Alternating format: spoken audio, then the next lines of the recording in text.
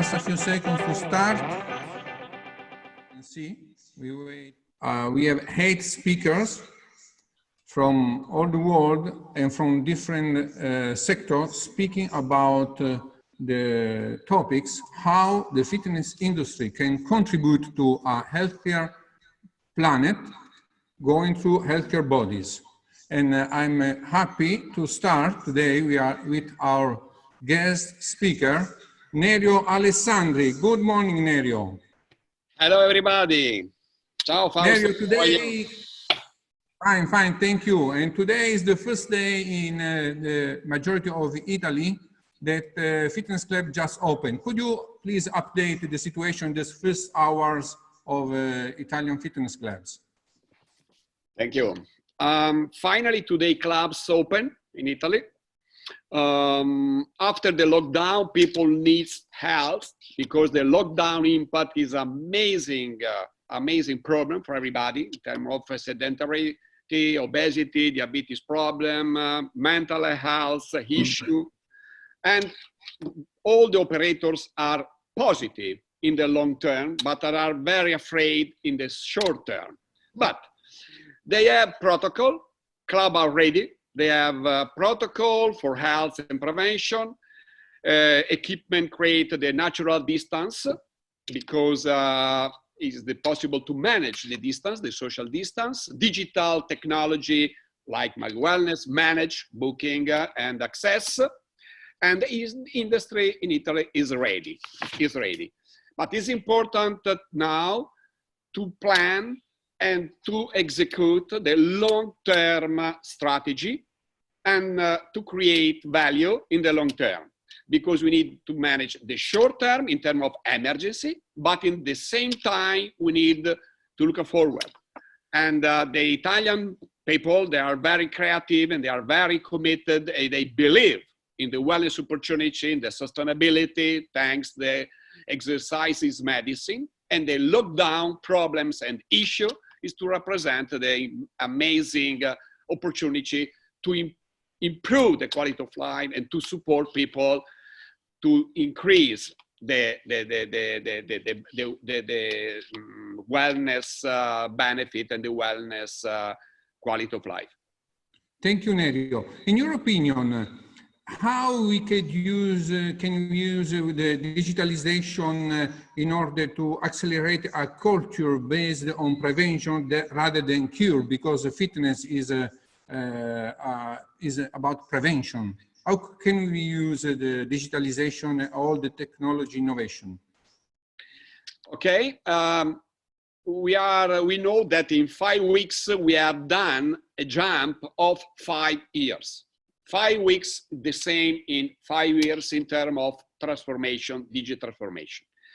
The lockdown is to represent the acceleration in terms of the digitalization. Our industry, they have amazing opportunity to serve the digital transformation because the wellness is the lifestyle, the wellness is the behavioral change, and the wellness to represent the culture. And the digital and the digitalization is the enabler to support the behavioral change people. And we have the huge opportunity to transform the fitness centers in wellness hub. Because the wellness is not to go in the clubs 3 times per week, 1 hour, but the wellness lifestyle is 7 days per week for 24 hours per day in terms of attitude, approach, in terms of nutrition, good nutrition, natural nutrition, exercise, movement, and positive approach.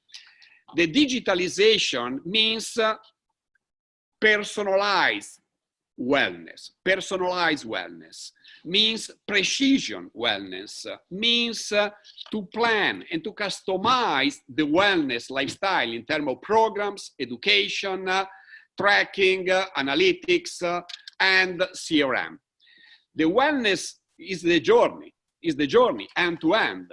And the wellness is from booking to retention, from attraction to retention. And the digital solution to include content, software, smart equipment, and services.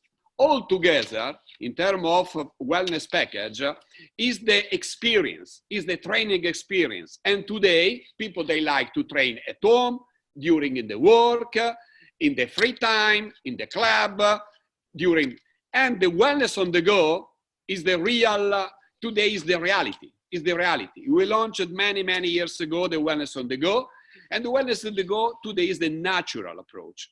And people, they like to change. People, they like the variety. They like the variety. And people, they like to support in the personal program for the sports training, for the prevention in terms of to combat the diabetes or to prevent obesity risk. And we need to segment the market. And the digitalization, personalized wellness, is the real tool, the real opportunity in terms of to serve the next step, the club 4.0. And I think it's not the problem, but it's the opportunity. Thank you very much, Nerio. Thank you very much. And let's go now to Herman. Herman, can you please introduce yourself and tell us about how the health and fitness sector need to reposition itself in order to remain relevant and viable in this post-COVID period? Yes, of course. Thank you, Fausto. My name is Herman Rutgers. I'm the co-founder and currently ambassador for Europe Active. And I would like to say at the beginning that this is an unbelievable time that we're having here. We have at the same time a medical, a political, a social, and an economic disaster going around in the world. It is devastating also for our sector. We are no exceptions. However, what has surprised me in the last months is how people have been working together.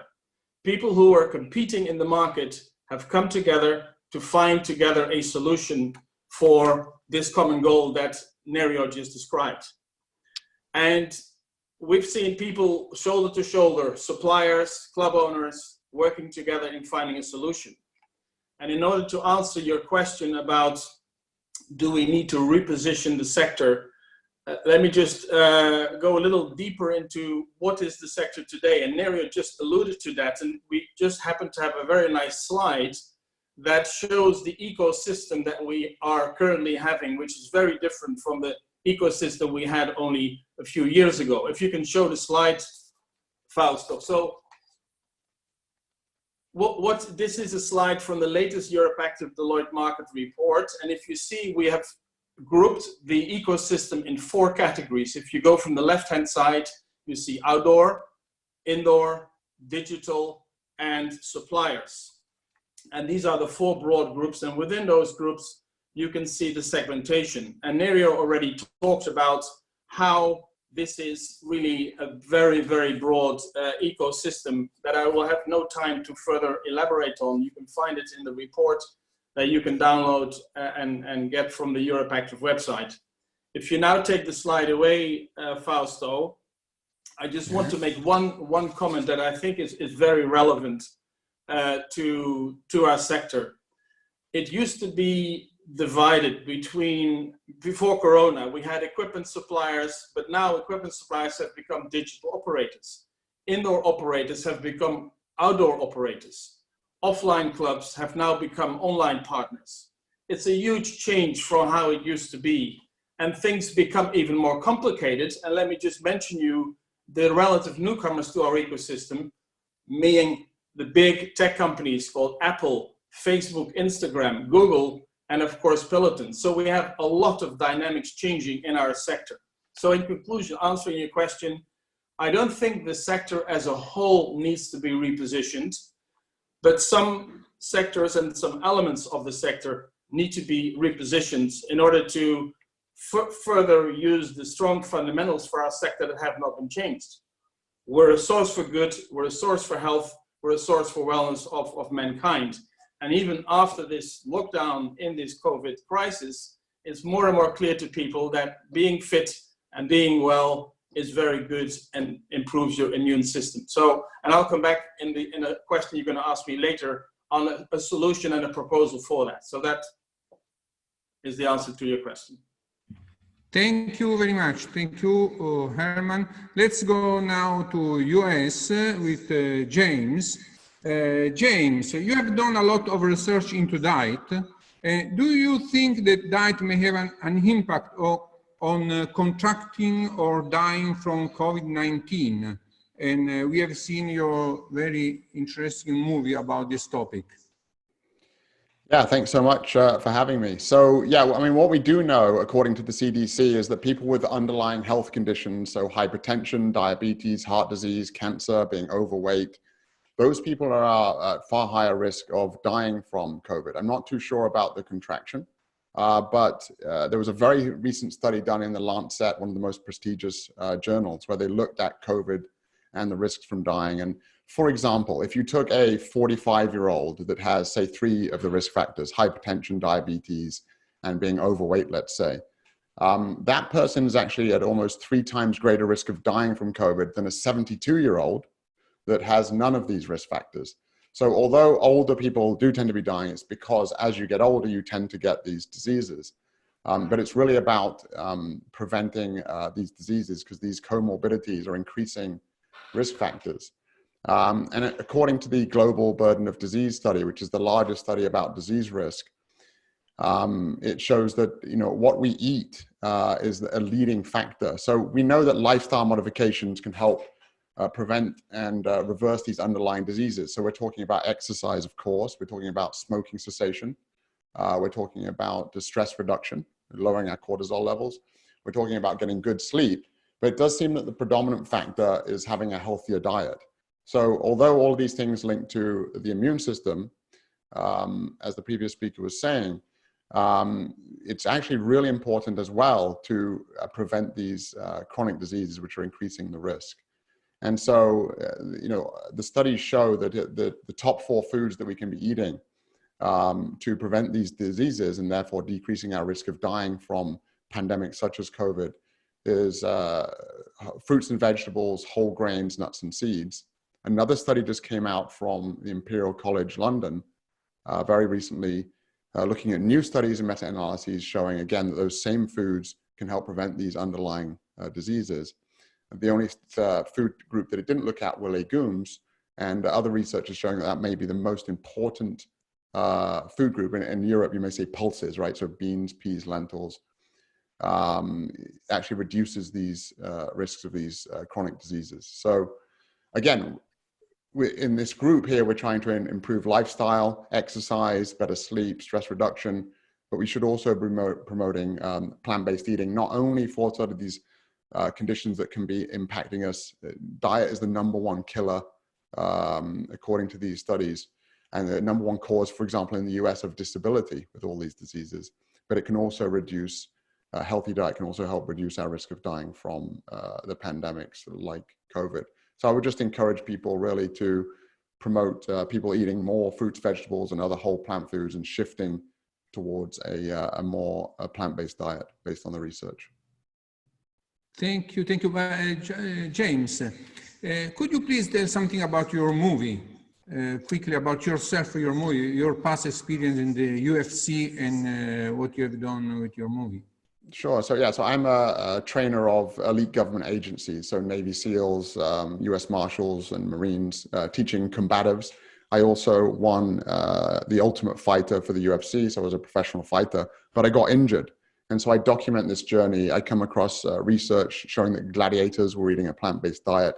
I couldn't believe it. So I go and talk to all of the world's leading experts in anthropology, environment, and health. And it really turns out that, you know, this sort of concept that we need meat and animal products to be strong and healthy is actually a myth. And there's many benefits towards shifting towards more plant-based diets.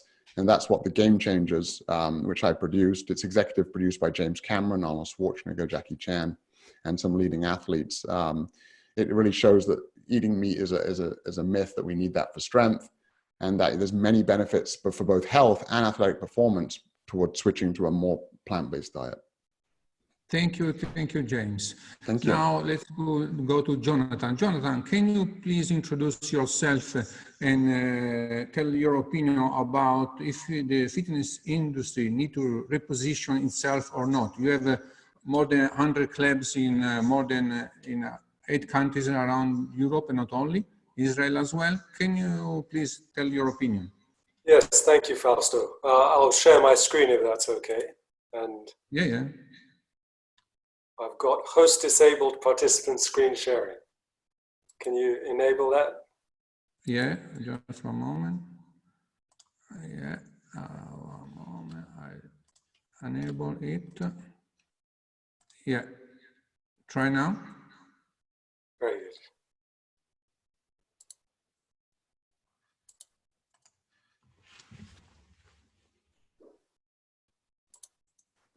Great. Can you see that? Not yet. Try again.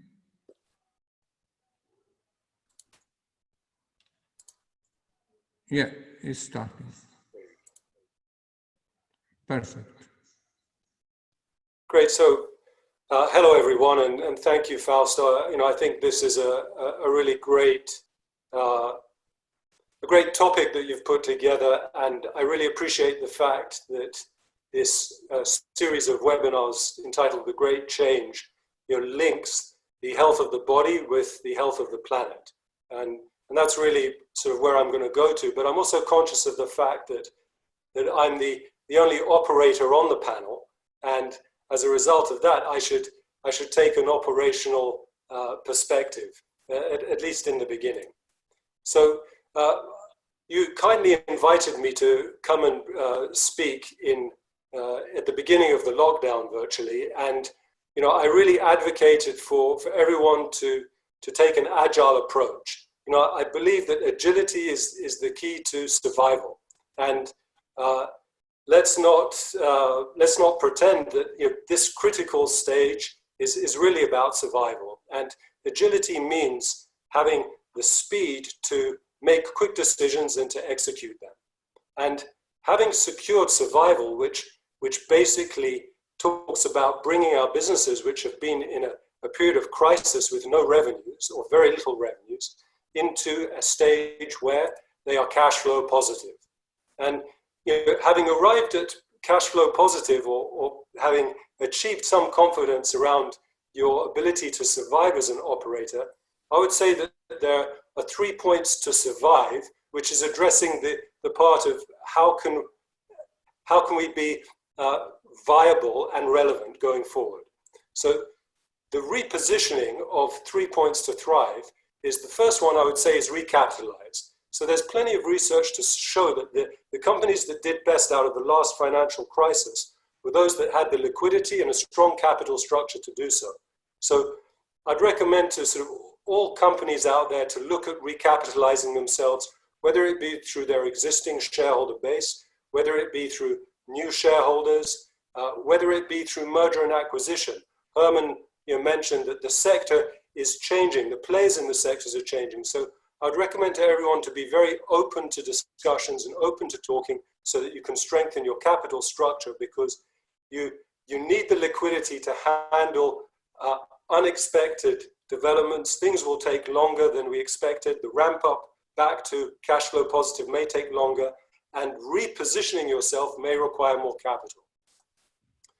The next one, which has already been spoken about a little bit, is digitalize. And I fully agree with Nerio's meta-analysis that digital is the platform or the enabler for lifestyle change or lifestyle improvement.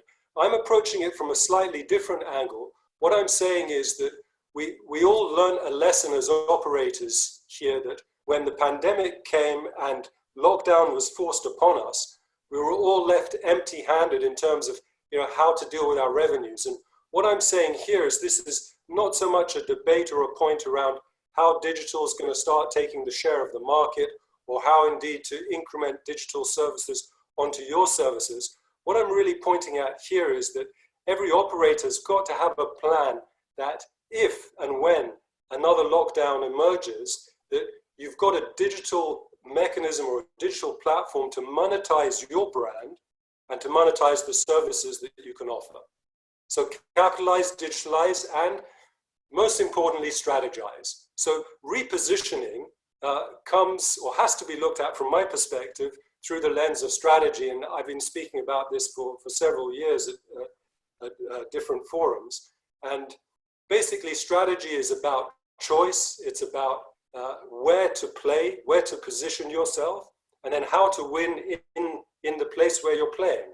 And coming into this lockdown, I would have hoped that companies would have a very clear strategy of their business, of where to play and how to win. And obviously, with things changing now, it's an opportunity and an obligation even to look at the underlying assumptions and insights that you had in terms of creating those decisions around where to play and how to win, and understanding what has changed, and then therefore repositioning yourself accordingly. So it's about assessing the change. And if you don't have a clear strategy based on those choices of where to play and how to win, then I recommend reading A.G. Lafley's Playing to Win Strategy book, which I really think is a wonderful approach for dealing with strategy. So strategy is really going to be about looking at the change. And when looking at change, in some ways it's also interesting to look at what has not changed. And one of the things that I don't think has changed, and I think it's true across all the segmentation of the market, is that people are still looking for socialization. Human beings remain, they remain social creatures. They're looking for the rewards and the benefit and pleasure and complications of socialization. So that's number one. I don't think that's changed. Number two, that I'd like to bring attention to is there's an unspoken motivation often, and that is that there's a very big segment of the market that is looking to do exercise and use the health and fitness services in order to simply be more attractive and to look better and to feel better, and therefore to act and have more influence in one's environment. And so I don't believe that has changed either. I believe that's also true across all segments. But clearly some things have changed, and those changes are giving us a tremendous sense of opportunity, which Nerio has spoken about. And what I've observed, both from our own market research and insights in the Homes Place Brands Group, but also from third parties and material that I've been receiving, is that health prioritization has increased across most demographics and even psychographics. And I think that's very interesting. How long will that be? Will it be a permanent shift? Is interesting. I think it's interesting for a marketing and communication perspective, because the way in which we can communicate the benefits and the attractiveness of our sector and industry can be more geared towards health. But that's one level. But the other level is, of course, that as James pointed out, and Nerio, that health is really about lifestyle. And lifestyle is made up of many, many different factors. And so what it does is it opens up to the health and fitness sector, something which the medical sector doesn't approach because it's disease-centric. And that opens up a huge vista of opportunities as to how to deliver the benefit of a healthy lifestyle. However, just a word of caution. Again, what has changed needs to be looked at in relation to your strategic lens, meaning that you need to look at it through the perspective of your target market. So for example, if you've got a very young target market, then their prioritization of health is still very marginal compared to someone in an older segment. So jumping at sort of generic shifts is, I believe, not appropriate. You've really got to look at your target market and at your how to win strategies and see how they play, and to see whether you can take advantage of adding important services to health as opposed to just exercise. And then the second part of what has changed is a sense of interdependence. I think there's an increasing sense of understanding that our health is connected to other people's health in a very literal way during the pandemic, but our health as a people and as a species in many ways is connected to the health of the planet, hence the title of your seminar. So I think there's been an increased awareness of that, and that really leads to my central thesis in this talk, which is that really the biggest change which I think needs to take place is change about sustainability. And I think that can and should be the common thread of the change that can go across our sector. And I'm happy to speak about that later in the talk. Sustainability really is an answer and an insurance policy, if you like, against the sort of crisis and disruption that we've seen take place through this pandemic and through this lockdown. And by adopting sustainable behaviors and sustainable practices, I believe we can insure ourselves against the damage and disruption that does. So my thesis here is that the biggest change that we can see here is shifting from sustainability as being a nice to have to sustainability being a must have for all organizations. Thank you very much, Jonathan. Thank you.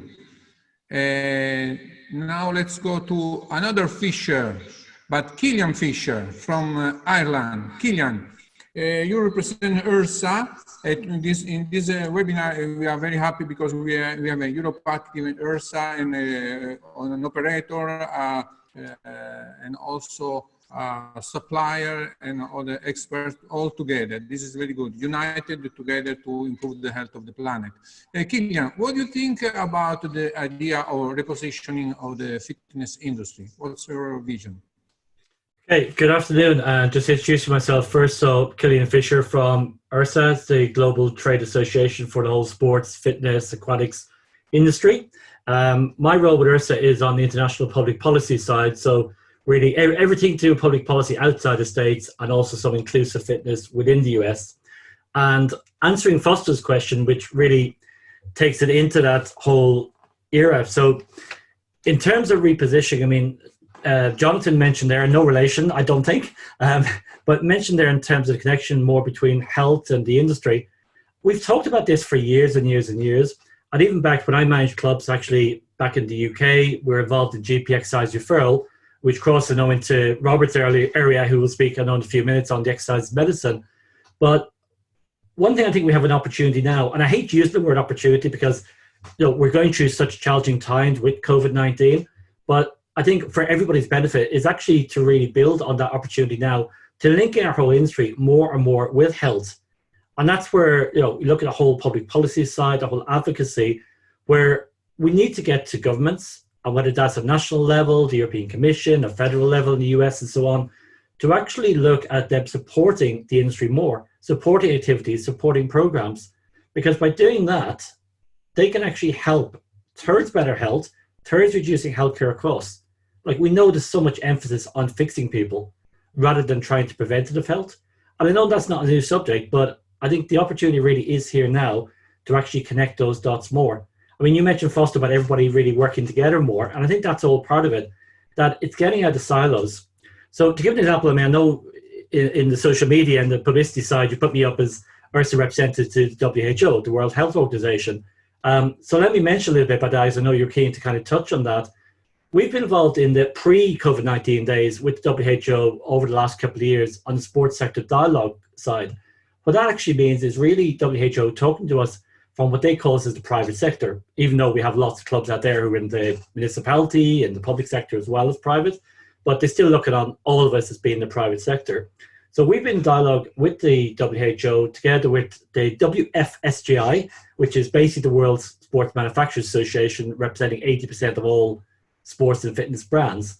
So we've been working with them and other agencies with WHO to really look at the global action plan on physical activity. How can we help people get more physically active? And even if we look at our own industry, what percentage of people actually use clubs? At most in the US is about 20%. Some countries as low as 3%.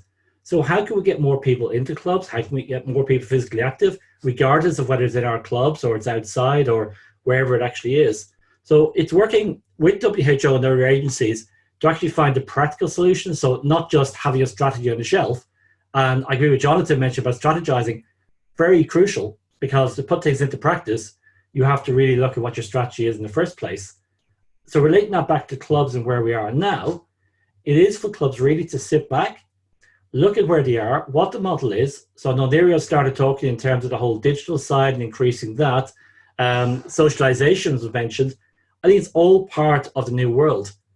yes, we all want to be social. Like, okay, it's great being on here in the Zoom, but you can't beat the face-to-face. People will want to get back to that.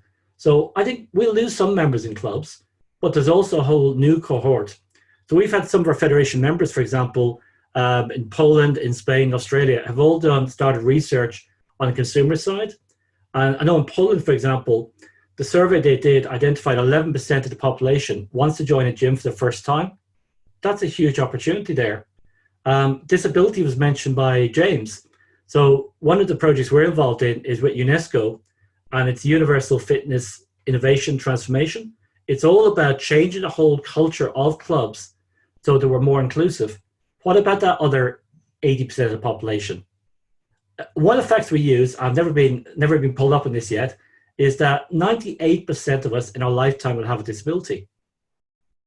And just think about it, friends, family, ourselves, permanent or temporary disability. And when we're talking about disability, we're talking about non-communicable diseases, we're talking about mental health, that's all included in terms of disability. So when you look at that market that's there and the people we need to cater for, you know, COVID-19 is going to be with us for some time. So there are going to be some people more vulnerable who will not be able to come back to clubs for some time. That's where the digital solution comes in. So there's lots of those elements that we really have to look at going forward and what we're doing with those agencies and bring everybody together. So I'll finish there because I could talk about this all day. So I'll finish there for now. So thanks, Foster. Thank you very much, Kilian. Thank you. Now let's go to Kirsty. Kirsty, can you say something about your Synchronicity Heart organization? And how do you think the fitness industry can contribute to a healthier planet? Yes, of course. Thank you so much for the invitation to speak. I'm Kirsty, the CEO of Synchronicity Earth, which I'll talk a bit more about in a second. We're an organization that supports conservation and biodiversity projects globally. But the topic of this seminar is really interesting to us at Synchronicity Earth because, of course, we think that the health of the planet is inextricably linked with our health, with human health. So I'm just going to share my screen, if I may, because I have a few slides that I wanted to share. So there, planetary health is human health. But we know that planetary health is in decline at the moment. We see the statistics almost daily about biodiversity loss, species on the brink of extinction, habitat degradation, and of course, climate change. But in particular of relevance to today's topic, thinking about the link between the loss of biodiversity, environmental degradation, and disease, the spreading of disease. So we know that habitat loss is a key driver of the spread of diseases that have caused things like COVID-19. We know that the more fragmented the habitat is, the harder it is for species to exist in a healthy way in their normal habitat. And it puts so much pressure on those species. And of course, that has an impact then on our health. And it's really important to think about the different drivers of that. And I'll come and talk about this in a minute, but James, you've already mentioned the importance of our diet. We know that habitat loss and habitat degradation is driven a lot by industrial agriculture. And of course, that has a link with our diet and what we're eating and the resources that we're using. So the pressure that we're putting on resources is, of course, having an impact. And when we think about those particular species that are affected by this, we think about bats and disease.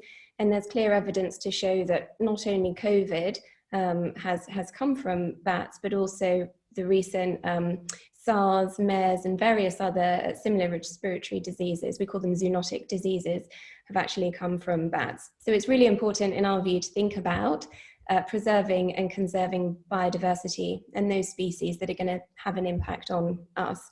So that's where we come in. I mentioned that Synchronicity Earth supports projects globally that is conserving threatened species, a lot of species that are on the brink of extinction, but also focusing on regenerating habitats, regenerating ecosystems that are really at risk and at threat from those pressures that I talked about before. We work in a range of areas globally, including the Congo Basin and Southeast Asia, and I can pick up some questions on those. But your question really is about what can the fitness industry do?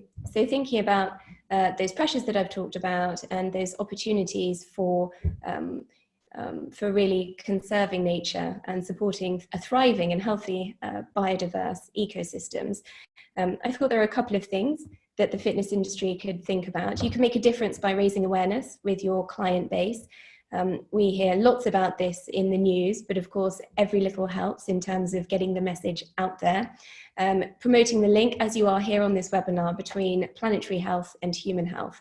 And I think it's been said earlier on by a number of panelists that prevention is worth so much more than the cure. And I really like that thinking, and that's very much what drives a lot of our thinking of how we are doing our conservation and biodiversity work, focusing more on the prevention of the loss of the species or habitat rather than trying to catch up. But of course, you know, that's important too. Thought about powering gyms renewably. I know that's a topic I'm sure that has come up a lot, and supporting conservation work. So there's a lot that can be done to help support that conservation work, and I can pick that up in questions if you'd like. Okay, let's go now to Liz. Liz, can you please introduce yourself and also you have a wide experience. Can you tell us what do you see as the next trends? Yes, hi Fausto, and hello everybody.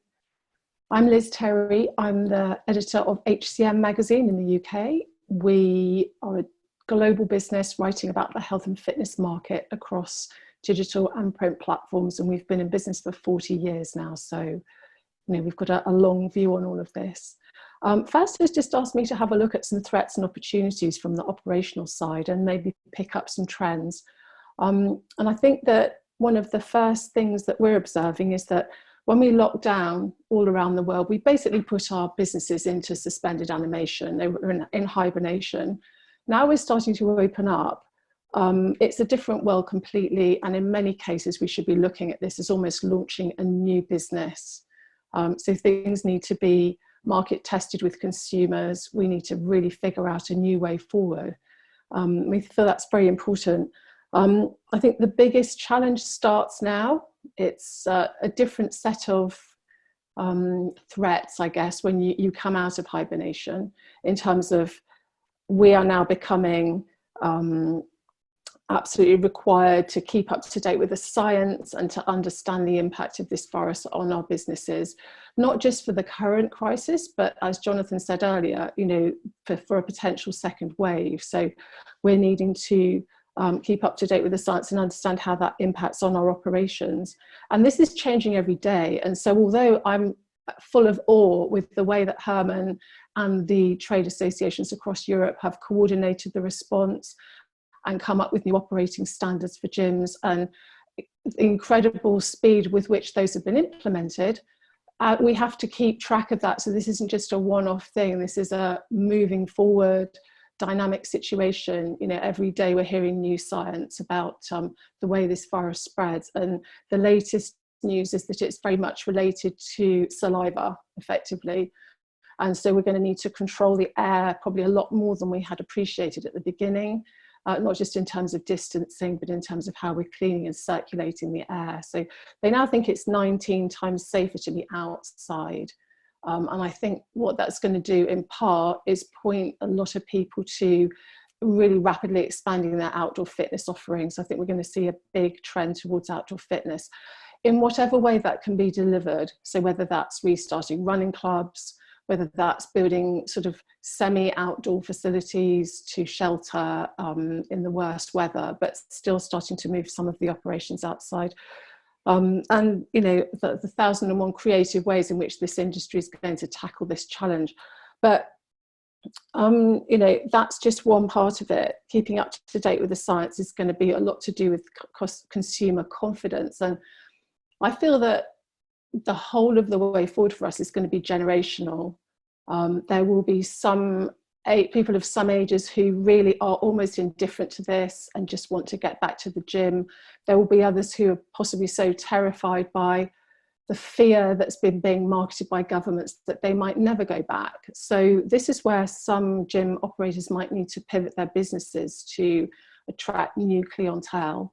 And I think we have to guard against ageism in this regard as well. You know, it was mentioned that a healthy 70-year-old is more likely to survive COVID-19 than an unhealthy person who's far younger. So, you know, the blanket ban on the over 70s leaving the house in the UK, particularly, I think in some quarters is seen to be very ageist. It was a practical move, and you can understand why people made that move, why the government made that announcement.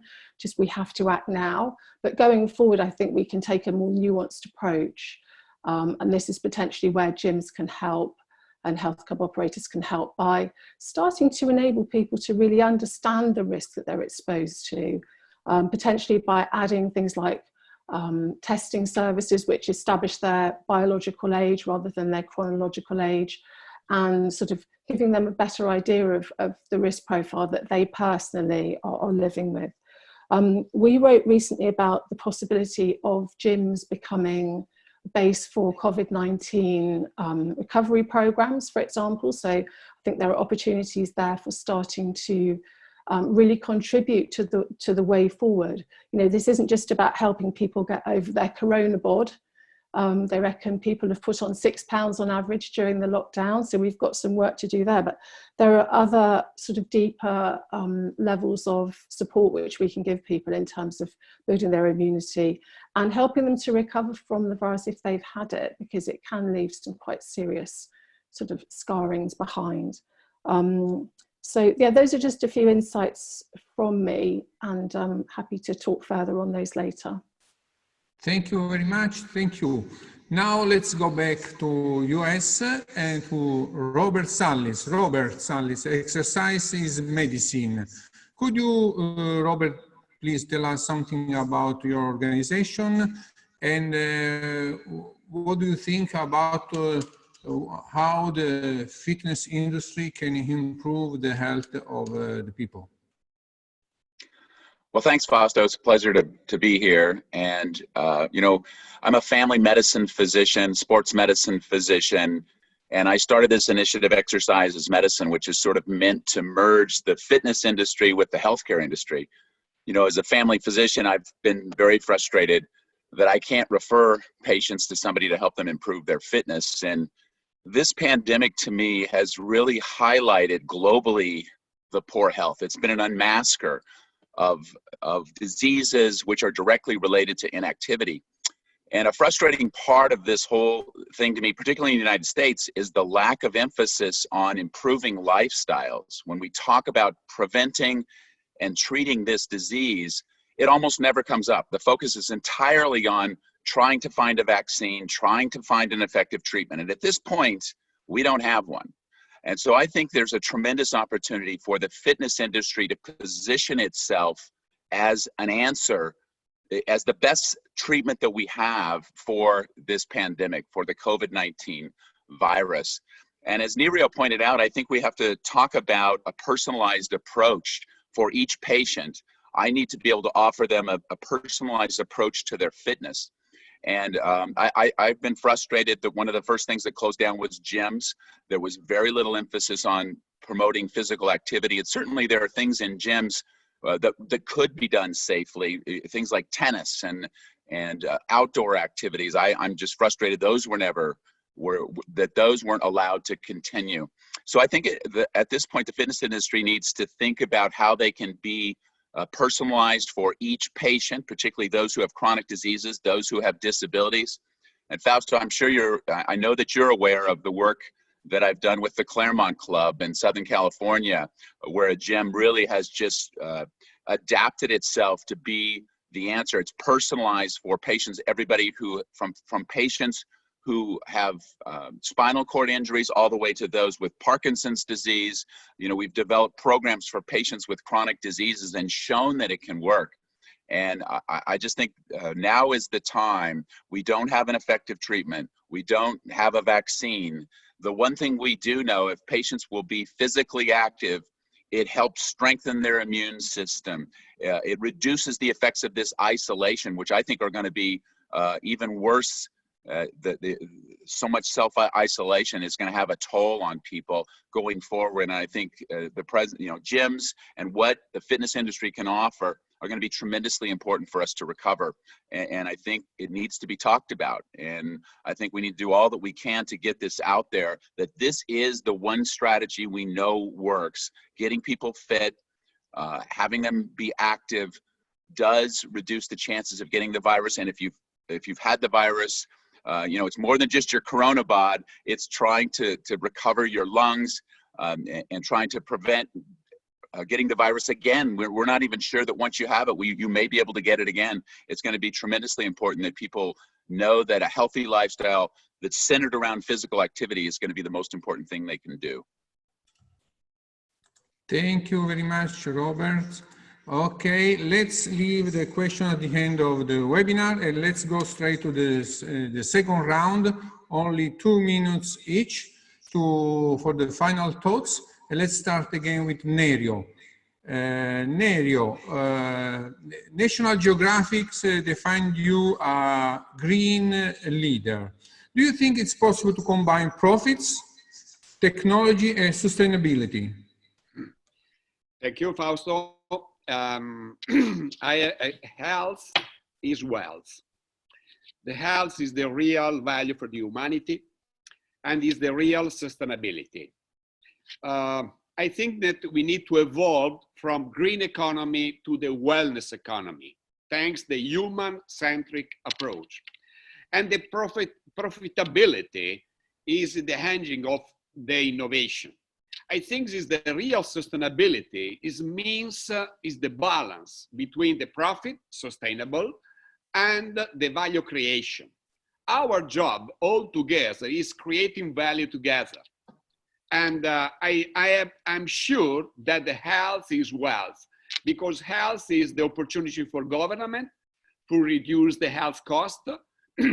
Health is good for companies because they increase creativities, productivities, and health, wellness is good for everybody. And I think that our community, the wellness operators community, the end user operator and the end user communities all together to represent the real sustainability for the future. Exercise is medicine, what Robert said, and we believe in the customization, personalization. And then thanks the strategic partnership. We need to strengthen the strategic partnership to create the ecosystem. What Herman said is the ecosystem driven, is the secret to create the behavioral change and the lifestyle management. Because we need to create the culture. We need to engage people. We need to motivate people. And the sustainability, healthy people, healthy planet is through the education. The education is the secret, because you need to create the wellness benefit awareness. And thanks all the stakeholders around the community, government, university, operators, doctors, family doctors, is very key point, insurance, corporations, all together, we have the huge opportunity to create the human-centric approach and to create a new level, the next step for the humanity. And we are lucky. We have the very, very strong social responsibility, because the club operators, all the operators are very, very important role.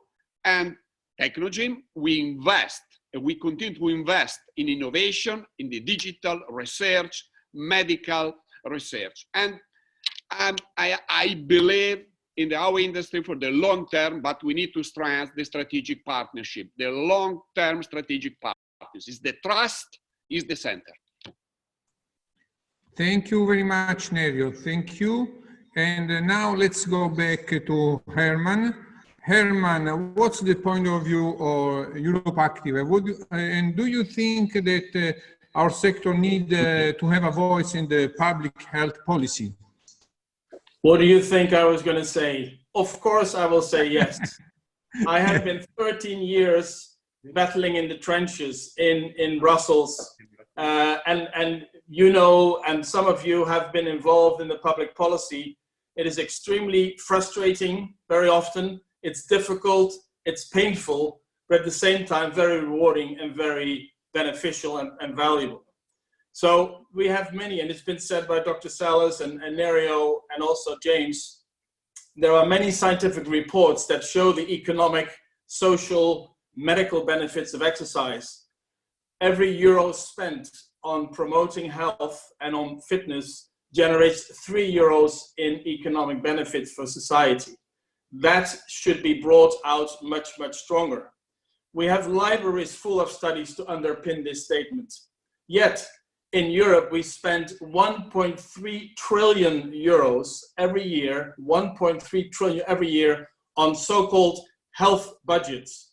But they're not health budgets, they're sick care budgets. We spend 5% of this 1.3 trillion on prevention. That needs to change. That needs to change.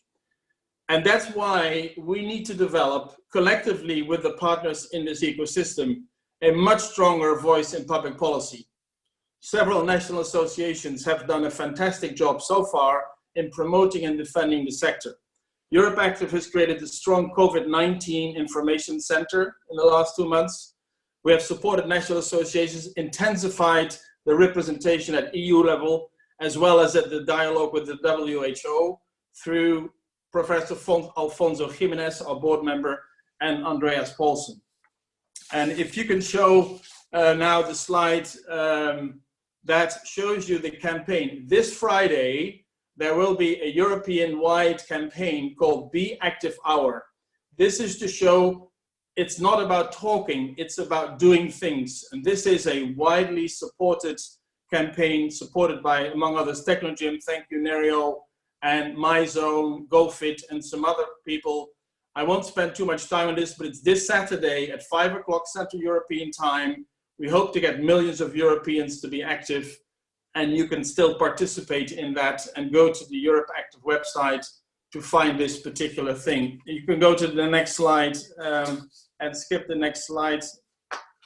Fausto, there's more detail on the website. You can go Europe Active, Be Active Hour. Now, however, in spite of all these efforts in the past, in some countries, our sector has not the standing it deserves. And to illustrate you, it was reflected in the stages where fitness was put in the reopening and exit strategy in governments. And it ranged from a phase 5 in some countries for fitness to a phase 1 in some other countries. So we obviously face an image problem for our sector, for the scientific community, the medical community, with the authorities, and with the popular press. This needs to change if we want to grow our sector as a force for good, which everybody agrees. We're a force for good, and we must make clear to the society that exercise is medicine. However, this change cannot be done overnight, as it is with any change in image. It will take time and money. But now, with this COVID crisis, it is really time to rally the troops. And Winston Churchill has said, and it's been quoted many times, I'm going to say it again, never waste a good crisis. So the Corona crisis, if it has done one thing, it has made clear that you need to have a sustainable, healthy lifestyle, healthy food, less stress, and more exercise. So Fausto, you gave us a couple of minutes to answer this question, but I have a specific proposal. There is an old Dutch saying that says, you have to break some eggs to fry an omelette. Or simply put, if you want to do something, you need the funds to embark on this journey. Now, here's the proposal. Europe had last year, according to the latest market report, 62 million members in the fitness clubs. Now, if every stakeholder in this ecosystem, operators, suppliers, everybody together, would contribute pro rata 10 euro cents, 10 euro cents for each member, we would have, if you do the math, 6.2 million euros. 6.2 million euros will bring us a budget that we together, the national associations, Europe Active, can create a very strong grassroots program, working together with WHO, working with Exercise as Medicine community, with the national associations, with the local medical communities. Then we can do something and create a strong grassroots campaign to improve the image of our sector and become more relevant and a viable solution in the short and the long term. And I agree with Nerio, it's a long term, it's not a short term fix, it's a long term thing to achieve our goal of more people, more active, more often. Thank you very much. Thank you, Herman. Thank you. This is interesting. Thank you. Let's go back to James. James, your documentary, The Game Changers, also touched on the impact that diet can have on wildlife and the environment. And it's very interesting and inspiring. I suggest to everybody to watch it. Can you speak about that briefly?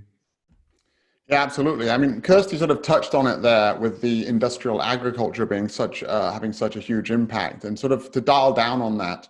According to researchers from Oxford University, meat, dairy, egg, and fish farming use 83% of the world's farmland, yet provide only 18% of the calories. So if we're really dialing down and saying, what is it about industrial agriculture that's causing these issues, it really is animal products. And, you know, we have to remind people, I think there's this long-standing myth that we need these animal products to be fit and strong, which is tying into, you know, this sort of fitness and health.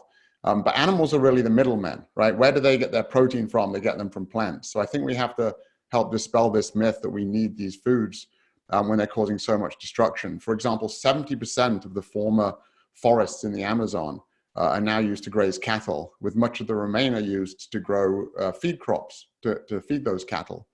And research has shown that shifting away from an animal-based diet would reduce agricultural emissions by up to 73%. And save 1 million liters of water per person per year.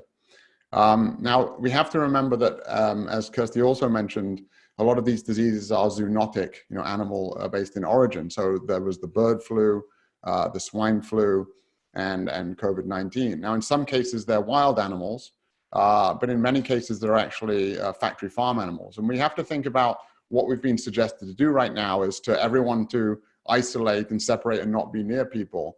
Well, what do we think is happening in factory farms, right? You know, the crowding of these animals and the diseases that they get.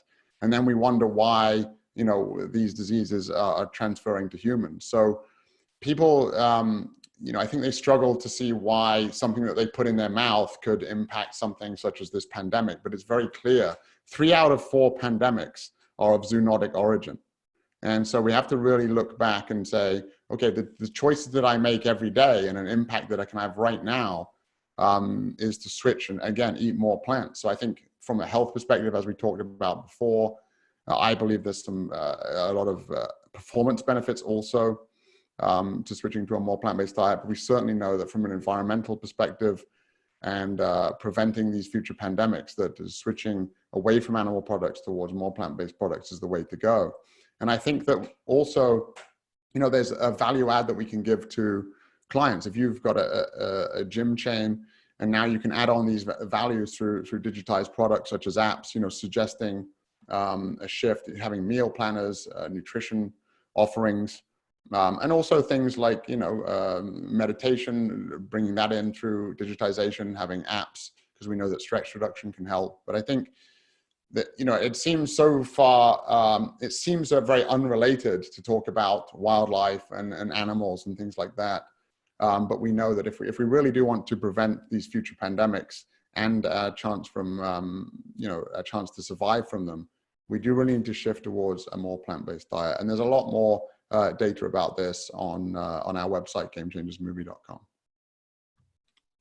Thank you very much. Thank you. And let's go back to Jonathan. Jonathan, you are an operator. You have more than 100 fitness clubs in 8 countries. Well, how do you think that the fitness sector and its operator should approach sustainability? Is it possible? Yes, thank you. I've really appreciated hearing everyone's views, and I'm sort of tempted to respond and endorse and challenge them a little bit, but I'll stick to the brief of your question. And basically, you know, I think what we need to do is look at the cause and the symptoms. You know, in terms of addressing sustainability, let's take a step back. If you were to imagine that you're responsible for a region, and there are actually many examples of this, unfortunately, over the last few years. You've got a region where you constantly get bushfires, and they cause a huge amount of damage to life and to property. Then if you're responsible for that area, then even though this may only happen once every few years, the first thing you need to do is get it under control. Once you've got it under control, you need to look at what your failures in response were, because your failures in response basically made the damage worse. And then once you've done that, you can't stop there. Having treated the symptoms, having improved your processes, you've got to look to the cause. And for me, that's really, and people have spoken here about prevention as opposed to solving the problem. I actually go to the root cause of the problem. And I think that that for me is to do with leadership. My experience with leadership has led me to understand that oftentimes leaders need to push to deal with the root cause of the problem so that it doesn't come back, or at least it doesn't come back as easily. If you're the owner of a health club business, a single club or a chain, once every 5 years you may get a health and safety incident in your clubs, which you don't cater for every day, but when it happens, then you need to really address that seriously. You need to look at your processes around it, and not only the process about what you do when it happens, but what you can do in order to make sure it doesn't happen again. That is really a role for leadership, and I believe that all the leaders in the health and fitness sector need to take a step back from dealing with the survival that I said, and dealing with the repositioning, and also just remembering that you can do a great repositioning of your sector, of your brand, of your business. You can survive, you can recapitalize, and you can do really, really well, and you can have a really good influence. But if there's another pandemic coming, it's going to punish you. No one's immune to that. So the proximate causes of the pandemic have been spoken about. We've got wildlife trade, we've got intensive animal agriculture, we've got destruction of habitats and biodiversity. So whilst these things are not happening inside our clubs, and they're not happening inside the fitness industry, they are a part of our society, and we need to do our part and address them, and not just sit back as leaders hoping that someone else is going to solve it for us. And the even more worrying thing that comes about is that we're all focused on pandemic and zoonotic diseases, but there are other hugely disruptive discontinuities and crises which people are predicting are going to happen in the same way that some very famous and well-informed people predicted that this pandemic was coming and well overdue. We've got immunity to antibiotics. The repercussions of antibiotic immunity are huge. It'll be a huge negative disruption to the way in which we lead our lives. And that's not to mention climate change, which as a very clever innovation psychologist posted sort of yesterday, it's amazing how everyone's come together to sort of battle a virus that can kill some of us, right? But yet we're not really coming together and dealing with climate change that's definitely going to have huge and disruptive consequences for all of us, irrespective of our age. So what can we as the fitness industry do? I hope what I'm trying to say is that we can't afford to sort of fall back to sleep or put our heads in our sand or just focus on our remit. We've got to, as leaders, we've got to keep making sure that we don't let that issue of the meta health come in again and completely disrupt and destroy our businesses. I wouldn't be surprised if 1 in 5 health clubs or fitness businesses get destroyed as a result of this crisis. So 3 points to introduce sustainability. I agree fully. I think it was Nerio who said education. I also believe fully in education. Education for an operator, start with yourself. Start with yourself and your senior management teams. In Holmes Place, we had a 12-week, before the crisis came, we had a 12-week educational seminar for 2 of the Holmes Place companies, basically dealing about plant-based nutrition and all of the debate and the effects around it. And it's great to have James here speaking about it in person. So education starts with our organization. It then has to go to our members, raise the awareness of sustainability and its relevance for our members. And then once education is done, then action.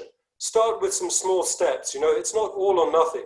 In Holmes Place, we just started, we've got a plant-based kitchen as a result of that education in one of our central clubs in Lisbon, where basically we're helping people, providing them with resources in terms of education and in terms of know-how and in terms of practice in a positive environment in order to start transitioning to a more plant-based diet. Just a small action. In terms of additional action, raise awareness about what members can do to support different causes. Kirsty's spoken about her organization as an example. And then finally, as Kilian was speaking about, and Herman, it's about representation. We are in a unique situation as the health and fitness sector, because they're often put together.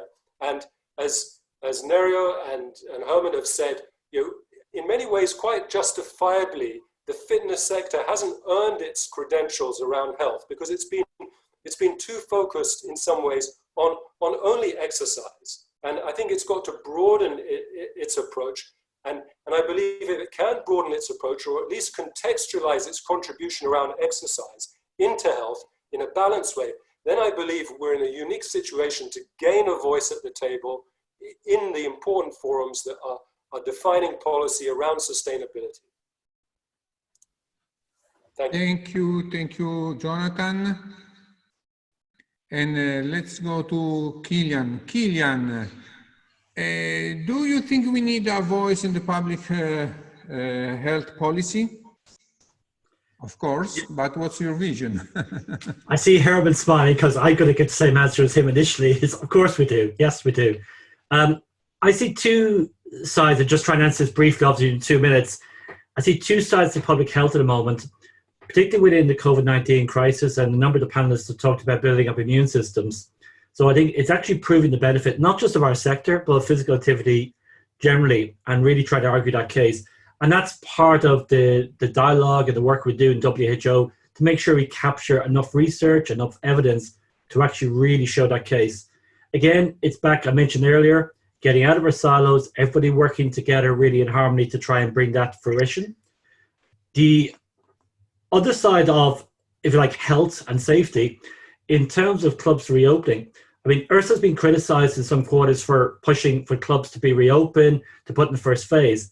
I just want to correct that slightly. Yes, URSA's been pushing for reopening, but to reopen safely as practically possible. So saying, yes, we should not be lobbed into leisure or into pubs or entertainment or casinos, but only if clubs can actually open safely.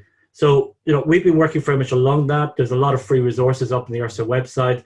There is some guidance we're working on at the moment. I can't say too much about it, but it will be out in the next week. And it actually is jointly with Europe Active and with the World Federation of Sporting Goods Industry. So it's a joint documents that will be coming out next week, jointly done by the three organizations. So that will hopefully provide a framework in terms of arguing the case to governments, in terms of helping clubs to reopen. So there's lots of different frameworks out there, but this will be a joint one between the three organizations to really help argue that case. And just to finish, I say, look, yeah, we really got between us all keep arguing the case for the industry and how we can lead to better health. So it's not just about getting fit, but again, it's about the overall general health, building up the immune systems, reducing diseases, helping to counteract them. So it's all of that. We've heard these arguments before, but I think we just got to really bring them up there to the top level and really push all together working on this. Okay, thank you. Kirsty, let's go back to you. What do you think are the main lifestyle habits that we can promote as fitness clubs in order to improve the health of the planet? Thank you, Fausto. I think a lot of what I was going to suggest has been picked up already. I think it's really great that the fitness industry is thinking about healthy lifestyles and in terms of prevention and building up immunity in our own health systems. We can think about applying that to planetary health and building up a sort of strong immune system within our planetary health in the ecosystems. And I think it's important to think about how we conserve, restore, and regenerate nature in order to do that. So the main areas, there were just three really that I was going to mention. Diet, obviously, is the top one. That's been covered extensively, and we already heard from James some great stats there supporting that. But thinking back to why that's important, about the industrial agricultural pressures that are being put on habitats, and of course that driving species destruction, species loss. So think about what you're eating, maybe a more plant-based diet, but also local produce and supporting the local economy. And I think right now, whilst we're all in lockdown, that is something that we're all very aware of and thinking about more. The second is thinking about your energy and travel emissions that are caused by that. So what are the pressures that we in our individual lifestyle choices are putting on the planet in terms of carbon emissions from the travel that we're doing? It's really important to think about how biodiversity and climate change are inextricably linked, because the more emissions, the more CO2 and other greenhouse gases that we put out there into the atmosphere, we're just applying more pressure on the planet to then have to deal with that, to work harder to absorb those gases. And if we're thinking about taking a more preventative approach, what can we do to change our lifestyle so that we're reducing the emissions that we're putting out there to help the planet actually absorb those emissions and be healthier in doing so? And I think we think about that in terms of the regenerative capacity of ecosystems. And one of our programs is actually called the Regeneration Program. And it's about supporting ecosystems, in particular forests, old growth forests, but also just wider ecosystems, to support their ability to act as carbon sinks, to support their ability to absorb some of that CO2. And then just two final things, small things, take small steps. I already mentioned thinking about local produce, but also just having a bit more of a local lifestyle and thinking about your individual sort of footprint that you're having on the planet. And obviously, I already mentioned it, but you can think about supporting conservation projects. We channel funds out to over 60 projects globally that are doing a lot of work to support the health of the planet, which in turn is supporting all of our health. And of course, a little help from you can go very far. Thank you. Thank you very much. Thank you, Kirsty. And let's go back to Liz. Liz, what do you think are the main threats and opportunity of the fitness industry?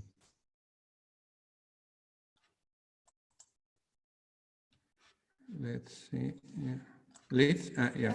I think the fact that many governments reopened fast food restaurants before they reopened gyms tells us that although we've made great strides at uniting together to represent ourselves as an industry, there's still a lot of work to do there. And it's really worthy work. We do need to start to influence on the world stage rather than just regionally. And I would point to the work being done by the Global Wellness Institute with their Wellness Moonshot, which was launched at Nerio's wonderful Technogym headquarters a couple of years back. And their strapline is a world free of preventable disease. And they're actually lobbying at international level on this. So I think it's time to start team working to really sort of take our whole approach to another level in terms of pulling the science together and really representing a unified voice globally for fitness. There's a lot of amazing research coming out, such as that done at the University of Virginia, which has recently shown that during exercise, the muscles secrete a substance called exod, which actually protects the organs and tissues from COVID-19. So, you know, we're being handed this great knowledge and we just have to weaponize it basically to protect our industry and to get ourselves a place at the top table so we can really put prevention on the agenda. One other thing I would flag up that I think is really important is the people. So we talk a lot about the buildings and the business and the design of the facilities and the technology. One of the things we haven't talked enough about, I think, is the people who work in our gyms. I think this is something that's been really neglected by a lot of operators in terms of what kind of state are they going to be in when they come back to work, what kind of support are they going to need, what kind of retraining are they going to need to enable them to look after customers in this post-COVID world. PTs will need to be retrained to be able to deliver exercise interventions on a hands-off basis instead of a hands-on basis, for example. We were already very short of people when we went into the lockdown. Now, I shared Jonathan's view that there will be a falling off of the number of gyms for a while. That might ease the pressure on the number of people that we have working in the industry. But there were already nearly 120,000 vacancies just in the EU for gym staff as we went into the lockdown. There's evidence to suggest that potentially 20% of these people working in gyms may not want to return to gyms. They didn't sign up to be frontline workers when they decided to work in the health and fitness industry. So, you know, many of them have concerns about their own health and the health of their families were they to take this virus home with them. And we know that before the lockdown, 86% of operators reported having difficulty recruiting. So I think there are a whole load of issues around the people side which we need to really look at in terms of welcoming them back, making sure that you know, we're not making difficulties for ourselves going forward as we start to grow again. You know, we might make do in the short term because the industry will be slightly reduced, but we want a gym and fitness and health market, health club market to be seen as a great place to work, you know, for the next 10 years, for the next 20 years. So we need to make sure that we're really mindful of that. And we don't just assume that when we call our staff and tell them we're reopening, that they all want to come back without any kind of interventions on our behalf. So I would flag that as something that needs some careful consideration. Thank you very, very much, Kirsty. Let's go back to Robert Sallis. And exercise is medicine. Let's close this webinar with some suggestion, Robert. What would you suggest to the fitness industry in order to improve our ability to promote this medicine, this pill, this magic pill?